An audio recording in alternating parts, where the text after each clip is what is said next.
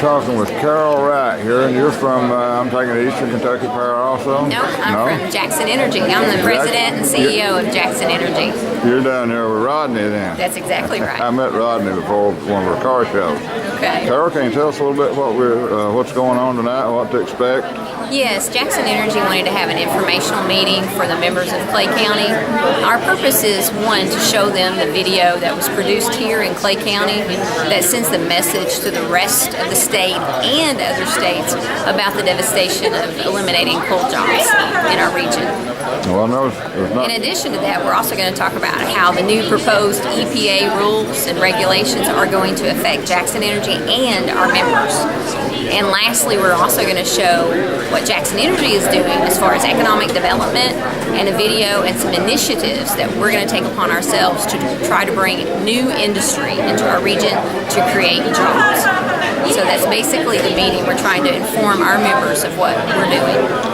We invited approximately 100 different members from Jackson Energy. Well, you got a few politicians here. At least I see one, this guy here, he's running for judge. You met him? I did. I met Wes.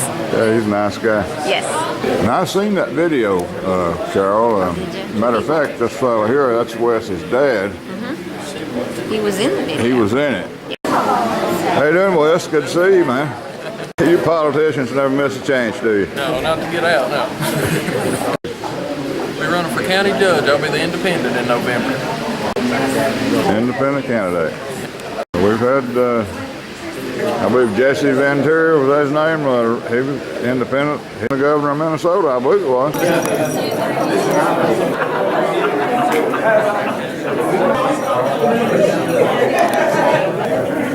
That's true, yeah.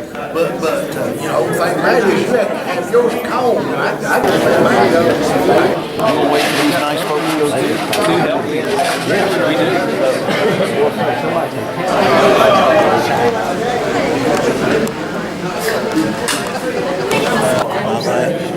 Patty? How are you doing? I'm doing good. How are you? Wonderful. Thank you all for coming.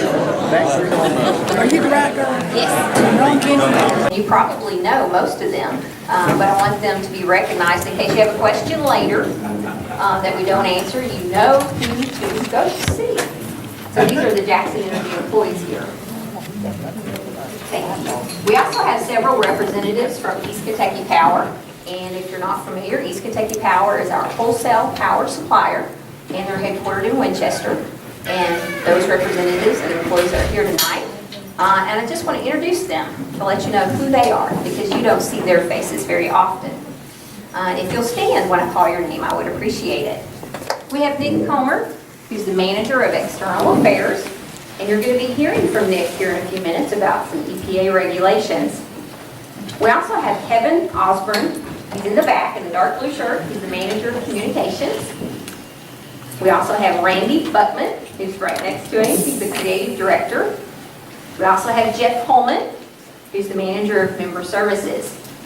In addition, we have Mike McNally, who's the senior vice president and CFO at East Kentucky Power. And I wanted to introduce these folks because they drove a very long way to be with us tonight and share some information. I also want to recognize the person that provided you that wonderful meal that you just enjoyed. And that's Miss Jacqueline Dietrich, and I think we owe her a round of applause.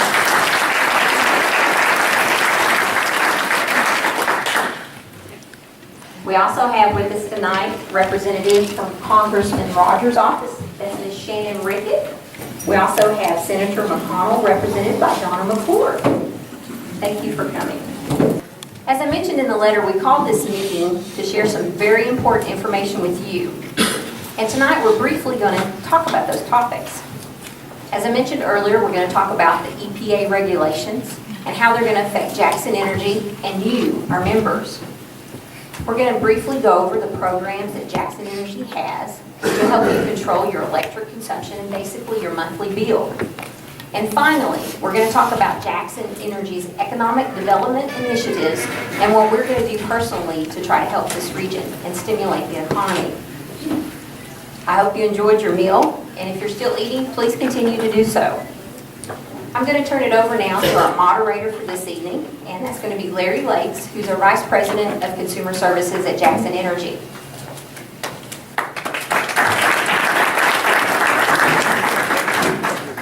you for allowing us to cross the county line. You know, not a lot of difference between people, regardless of where you go.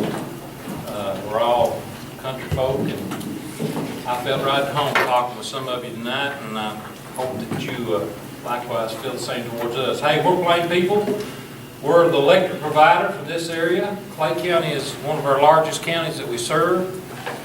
We're here to talk about some things that's happening in our community. We want you aware of what's happening because we feel an obligation as Jackson Energy to make sure our members understand what's coming down the pike, especially as it relates to electrical energy and the industry changes that we're facing.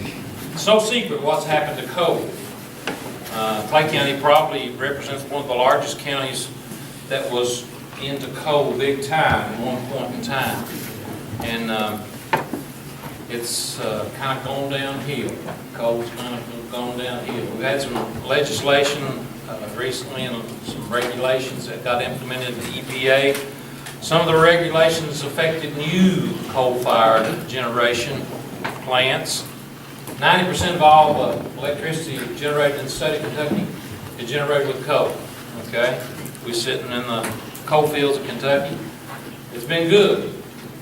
Kentucky as a whole is the third lowest cost provider of electric service in the nation. But now there's some regulations that threatens that. That's what we wanted to do tonight, is kind of share with you what's happening in the industry. Not only is there new regulations for new coal-fired plants, but there's recently adopted regulations with the EPA for existing coal-fired plants. Okay, that's kind of what we're kind of focusing in on tonight.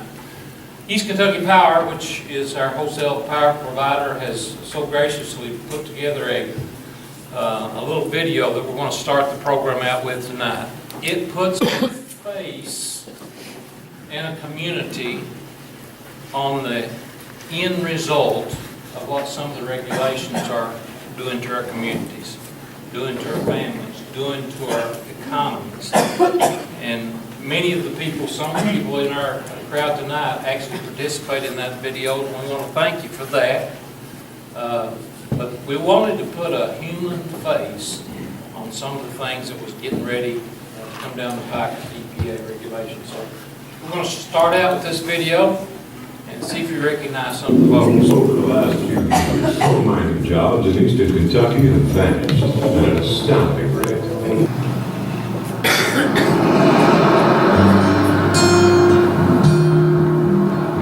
Used to, 60% of our business came from coal miners. They would come in, they would get their gas, their lunch, everything they needed, spending anywhere from $20 to $30 per day. On an average day, we would have around 200 miners that stopped in. Now, in this past year, we have around 15 miners that stop during the day. We've never struggled to pay bills, never. And the past year, I struggled each and every month, each week, to try to get my bills paid just to keep the doors open. I wish the people that has done this to the coal business would realize how bad they have really hurt this community and the surrounding communities, because that's where most of the money in this town came from. And when you take away the coal business, you took away from every business in this town.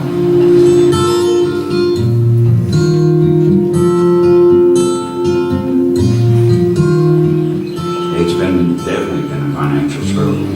You're used to a weekly payday, and then it goes getting signed on unemployment things. It makes it difficult to pay the bills. I mean, I've got many guys, it's buddies, friends, neighbors, it's all suffering. The area is already stricken. I mean, only jobs we had was coal. It's devastating. You have to start over, and I'm 59-year-old. I don't know where it's going to come to. How can you heat homes by the thousands with no money? It's got to come from somewhere. We have to be employed, we have to pay taxes, and in order to make it work. I'm very worried about the future. It comes to every month that you're your word, are you gonna be able to stay open the next month? Because the money is just not coming in to pay the bills. You can come in here, about the first 10 days of every month, we're pretty busy. But the last 2 weeks of the month, our business is down, I would say at least 40% from the first 2 weeks of the month, just because they don't have any money left. You see it more and more every day, people counting out change just to buy $2 and $3 worth of gas. That's not even a gallon of gas. They're really struggling.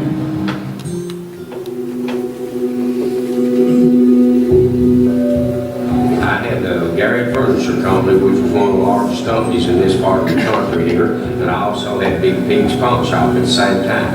And when the coal business died and the money died here, they died too.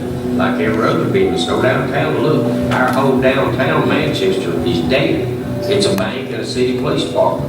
I remember one time up to 30 businesses in that area. In the last 20 years, I'd say we've lost 500 businesses. And this month alone, my electric gas bill was over $500. I have 5 children and a wife, and I draw a VA check. How do you expect me to live on that? I mean, what can I do? There's nothing I can do after my business has died. I went to work in the mines. The businesses are hurting, people are hurting. And it ain't gonna get no better. The place of light at Kevin Tunnel, it's very deep. Very deep. Jails are packed full here in Clay County. Packed full. They're asking the judges to release people because they don't have room for them. I was up at the courthouse the other day. The first 23 cases caught. You know what they were? Shoplifting. I used to work in the courthouse. We never had a shoplifter a month. Sometimes 6 months. The other morning, the first 23 cases caught were shoplifters. Why? Why? They had to steal. They couldn't afford to buy it. And you just look at those kids and you just wonder what's in store for them. It's sad. Very sad. I've watched my daddy work his whole life. And, you know, and work on strip jobs and work with coal. And then come down and not have no big income no more. So I know what that's like from a personal basis. So I treat them and I tell them there's no need to be ashamed. We all have to do this at some point in time. And let's pray that things get better. Jackson Energy has been good, you know, over the years.